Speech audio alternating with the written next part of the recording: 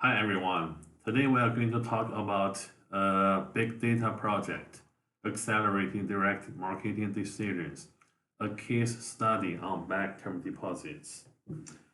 So as we know, in a competitive banking landscape, efficiently and effectively targeting potential clients from term deposit subscriptions is crucial. Just like right now, in May 2025, a lot of the banks call their customers to get like the term deposit. And also like the US Treasury, they are offering a high return and like the bank APR, everyone is trying to get the deposits to make sure they have enough money to do the businesses. And the core business challenge is to predict whether a client will subscribe or not.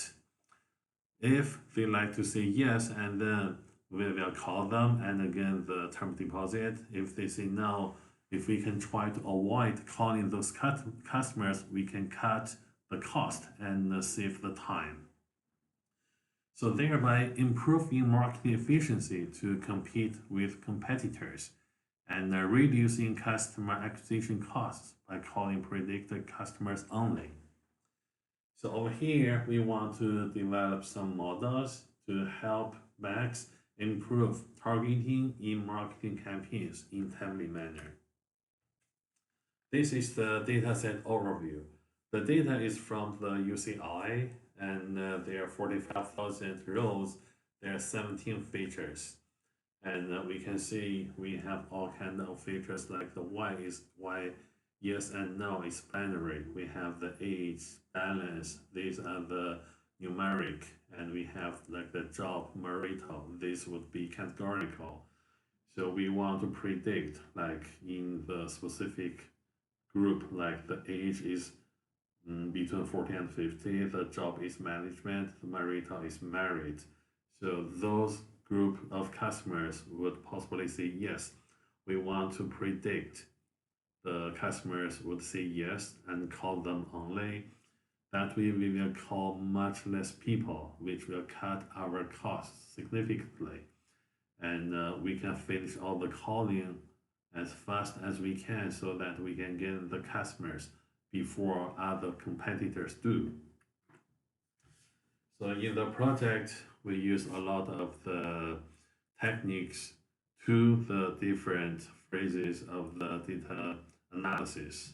Like in the very beginning, we pick the dataset from the UCI and then load data, clean data, data exploring and visualization, and we select the features according to the significance, and we balance the data since our data is not balanced, and we did the feature engineering, model training, evaluation, and did the interpretation with the layman language, and we use like the drop, the pyplot, the advanced SQL languages, like some of the machine learning models, functions, and the evaluation scores. So these will be some of the business insights about the data, like jobs. This should not jobs like students most likely say yes, and the seller, the contact rate, and this shows the imbalance of our data. There's a lot of no and only few of yes. After the data balancing, we have almost half and half. Now let's go see the code. So first of all, we just load and prepare the data, load data, and for the duration, this variable, we know this is the duration of the in seconds between the customer and the bank. So we can not predict how much time we can spend over the phone. So we just drop this variable. And then we just drop the duplicates based on the ID. This is the first column. And then drop all the null value. And then sort by the ID ascending. And then we just drop the ID since it's not going to help us in the data analysis. And then to make more sense, we just change y to term deposit. As we mentioned in the PowerPoint, we have the insights of the data. For example, for the y, we made a bar plot, and we can see almost 90% is 88.3% is no, and only 11.7% is yes. The data is not balanced. So we may need to do something to avoid the bias, like the overfitting. And this is the distribution of the yes through the different month.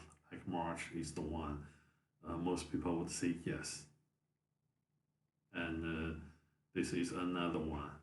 So after an overlook, now it's time to test the significance and select the features we're gonna use.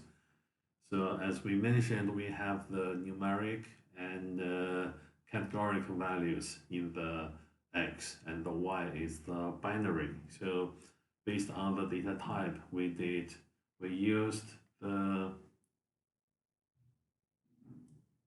Univariatefeatureselector from the machine learning, the pySpark machine learning, and we did the chisquare and also the ANOVA test, and we know that all the variables are significant, and the rank are like this. For the categorical, the most important is the index 4, which is the housing. The numeric, also index 4, which is the P days. So based on this, we have some table visualization, and this will be like the insights. Okay, since the data is not balanced, we want to do the data balancing. So first we want to do everything random, and then we did the undersampling. So take less of the no and make sure no and yes, they are about the same amount. And we can see after the data balancing, we have almost half and half here. So next is ready for the data modeling and the evaluation. We want to do the evaluation. We just split the data into training set and the testing set in 80-20%. So based on the data, we know that this is a type of the classification with k equals to 2, which is yes and no. So we just decide to use the popular with the decision tree, logistic regression, gradient boosted trees, random forester. And of course, you can add more like the key means.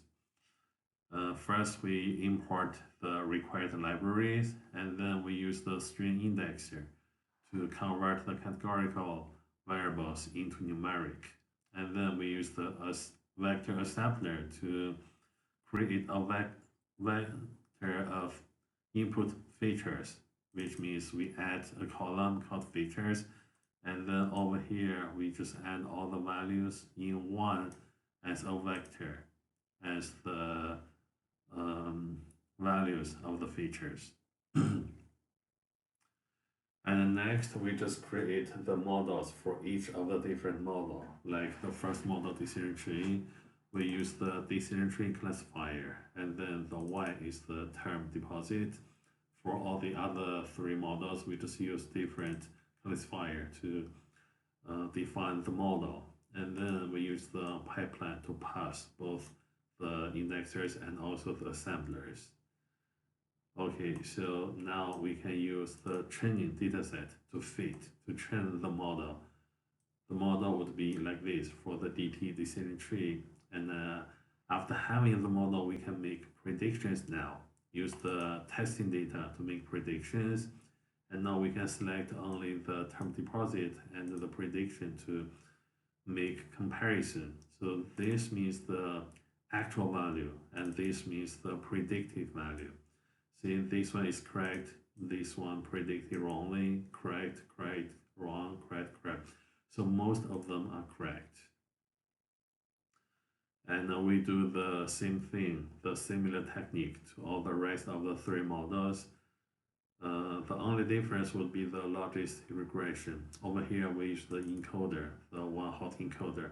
this can improve the efficiency to do the logistic regression. And after the modeling, we want to evaluate the model. So in this business problem, we wish to predict as many as true customers, which is the recall. Recall is TP over TP plus Fn. Let's see here. So TP means the actual clients predicted and subscribers. It means the other customer and we predicted them correctly. Fn means actual clients predicted as non-subscribers. It means they are our clients, but we didn't find them out. So we're gonna miss them if we call the predicted subscribers. So the recall score is 72%. And we can see from the comparison, we have all the 4 models and their recall scores in this bar chart. The random forester is the highest one, so we pick the random forester for this model. And the benefits would be cost cut. So we only call the predicted customers. This way, we can save a lot of money on the human resource, everything.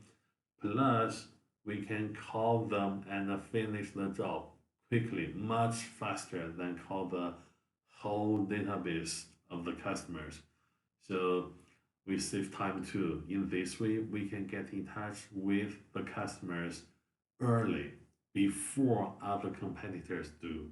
Otherwise, if other competitors call them and get their money, even we predicted them correctly, we are late. Even we get in touch with them, they would say, sorry, the money goes to another bank already. So time and the cost, those two are the most important factors. And with our modeling and the recall score, we can have this done. Okay, so this is how we evaluate them. We import the libraries and then we just define the recall evaluator and have the recall score for all the 4 models. And then to help the audience have a better look and help them understand, we just create a visualization like this. The 4 different models and we have the Y. Now we can easily know the random forester is our best model. And we know, so there will be different measures besides the recall, like the precision, like the F1, like the accuracy. So there should be an accuracy over here.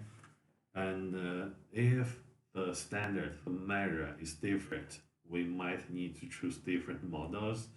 So what we do is, over here we can calculate all different kind of scores like the accuracy, precision, recall, and F1. And then for all the models, we can just compare and see which has the highest score for that measure, and we just pick that model to do the prediction and then to call the customers to achieve our goal, like cost cut and also the efficiency. Okay, so this is the whole process and our project. Please let me know if you have any questions, and thank you for your attention.